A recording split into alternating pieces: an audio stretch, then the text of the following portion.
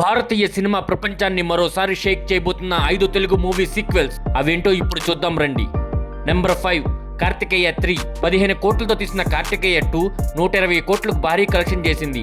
ఇప్పుడు రాబోతున్న కార్తికేయ 3 ప్రేక్షకులు ఎంతో ఆసక్తిగా ఎదురుచూస్తున్న మూవీ. నెంబర్ 4 జై హనుమాన్ 40 కోట్లతో తీసిన హనుమాన్ మూవీ 350 కోట్ల పైగా కలెక్షన్ చేసింది. దాని సీక్వెల్ గా జై హనుమాన్ వస్తుంది. ఈజీగా 1000 కోట్ల మార్క్ దాటే అవకాశం ఉందని అంచనా. నెంబర్ 3 సలార్ 2 సలార్ పార్ట్ 1 700 కోట్ల కలెక్షన్ చేసి ఓటీటీలో ఏడాది పాటు ట్రెండింగ్లో నిలిచింది. ఇప్పుడు రాబోతున్న సలార్ పార్ట్ 2 1500 కోట్ల వరకు కలెక్షన్ చేస్తుందని అంచనా. నెంబర్ 2 కల్కి పార్ట్ 1 ఇప్పటికే 1000 కోట్ల కలెక్షన్ సాధించింది. ఇప్పుడు వస్తున్న కల్కి పార్ట్ 2 ఈజీగా 2000 క్రోస్ వరకు వెళ్లే అవకాశం ఉందని అనుకుంటున్నారు.